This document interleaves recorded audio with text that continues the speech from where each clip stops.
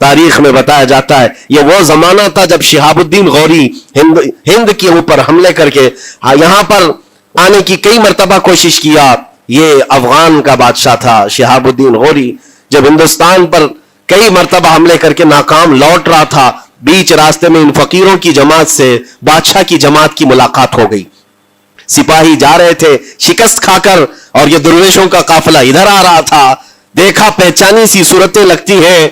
जा करके एक सिपाही ने पूछा, बाबा आप लोग कहां जा रहे हैं? तो बाबा जो जमात में आ रहे थे उन्होंने कहा हिंदुस्तान फतह करने जा रहे हैं। बड़ी बात है, गुदड़ियां पहने हुए, पैबंद लगे कपड़े हैं, झोलियां लटकाए हैं। और उसने देख करके कहा मारा सिपाही ने, कहा ये देखते हो हमारे बादशाह की फौज है, इसमें हाथी घोड़ों की तादाद देखो, जरा सामान्य जंग तो देखो, इसमें नेज़े तलवारों की छनक तो देखो, और आप ये चंद फकीरों की जमात लेकर हिंद फतह करने की बात कर रहे हैं।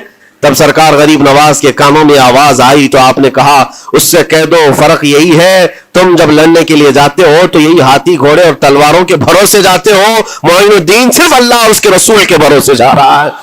हमारे पास जो ताकत है वो अल्लाह उसके रसूल के साथ होने की ताकत है।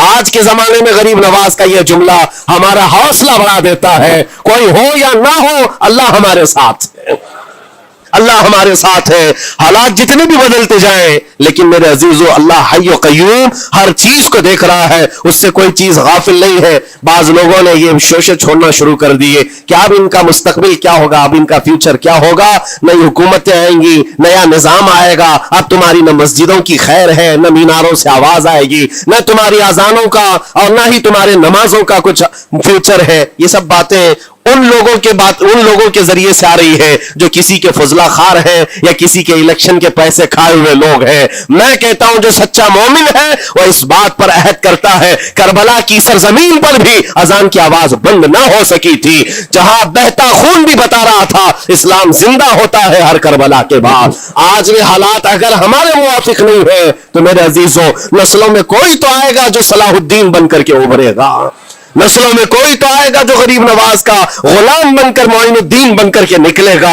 इसलिए कि हालात हर वक्त एक तरह के नहीं होते, हमने तारीख देखी है और रब ताला का कानून है, कभी बादशाहों को फकीर बना देता है और कभी फकीरों को बादशाह का मनसब अता कर देता है।